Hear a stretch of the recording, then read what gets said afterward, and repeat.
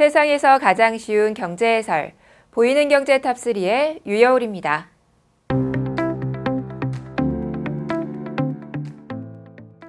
최근 태풍이 연달아 한반도를 덮치면서 장바구니 물가에 대한 불안감이 커지고 있습니다.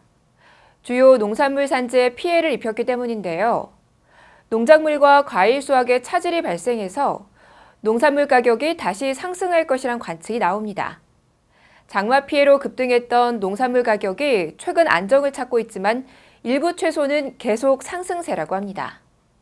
한국농수산식품유통공사에 따르면 무 한 개의 평균 가격은 3,454원으로 일주일 전보다 29.2% 올랐습니다.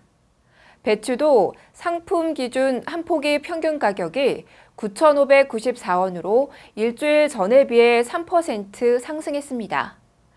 세척하지 않은 당근도 1kg 기준 평균 4,242원으로 일주일 새 3.1% 오른 가격에 거래됐습니다. 지난 8월 사상 최장 장마가 이어지면서 가격이 상승했던 상추, 애호박, 깻잎 등의 가격이 7%에서 29%가량 내리면서 안정을 찾은 것과는 대조적인 모습입니다. 다른 잎채소에 비해 생육 기간이 비교적 긴 배추와 무 등의 경우 지난달 수해 피해를 입은 후 수확량이 부족해 가격이 유지되는 것으로 분석됩니다. 배추와 무의 생육 기간은 각각 60일, 120일가량입니다. 태풍이 과일류가 주로 재배되는 남부지방에 피해를 주면서 낙과 피해로 추석 과일값에도 영향을 미칠 전망입니다. 올해 과일값은 봄철 저온으로 인한 피해로 평년보다 높게 형성된 상황에서 더욱 가파르게 상승할 가능성도 제기됩니다. 올해 사과, 배, 포도 등 주요 과일류의 가격은 평년보다 비쌉니다.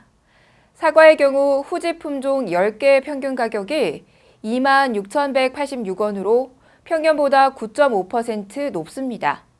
배도 신고품종 10개 평균 가격이 37,136원으로 평년보다 19.9% 올랐습니다. 캠벨 얼리포도는 1kg당 6,929원으로 평년보다 50.4% 비싸게 거래됐습니다.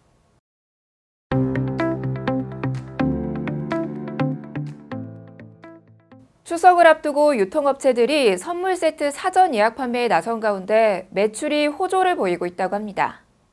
유통업계에 따르면 주요 백화점과 대형마트의 추석 선물 세트 예약 판매 실적이 전년보다 크게 개선됐는데요. 롯데백화점은 지난 1일까지 매출 신장률이 36%를 기록했고 현대백화점은 51%에 달했습니다. 신세계백화점 역시 28% 늘었고 이마트 35%, 롯데마트 29% 등 대형마트도 실적이 대폭 향상됐습니다. 부문별로는 정육, 와인 세트, 건강식품 등의 성장세가 두드러지는데요.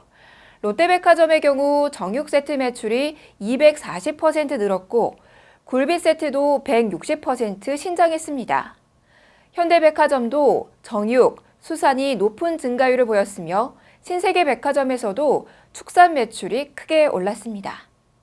그러나 전체 추석 선물 세트의 절반 이상을 차지하는 본 판매가 이달 중순부터 시작되는 만큼 코로나19 확산 여부가 이번 추석 실적을 판가름할 것으로 보입니다.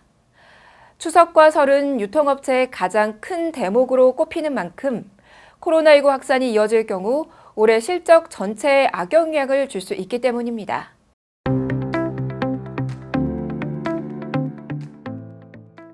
코로나19가 재확산되면서 1학기에 이어 2학기에도 등교가 불가능해짐에 따라 간편하게 조리해 먹을 수 있는 간식 매출이 급증하고 있습니다. 특히 부모가 직접 만들어주지 않아도 별도 조리 없이 아이들 스스로 먹을 수 있는 간편 간식이 주목을 받고 있는데요. 실제로 지난달 주요 마트 및 홈쇼핑 등에서 간편 간식의 매출이 급증했습니다. 홈플러스 온라인몰에 따르면 8월 홈플러스 시그니처 간편 간식 매출은 전년 동월 대비 70% 이상 증가한 것으로 나타났는데요.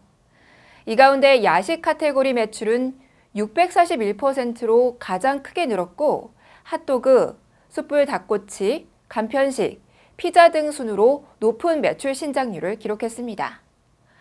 집안에서 손쉽게 가까운 빵을 즐길 수 있는 냉동 생지와 디저트류의 매출도 눈에 띄게 확대됐는데요. 크로와상과 에어프라이어용 생지 4종 등 몽블랑제 냉동 생지류의 8월 매출은 지난해 같은 달보다 85%, 올포유 마카롱은 115%가 각각 증가했습니다. 인기 상품인 초밥 세트도 292%의 성장세를 보였습니다.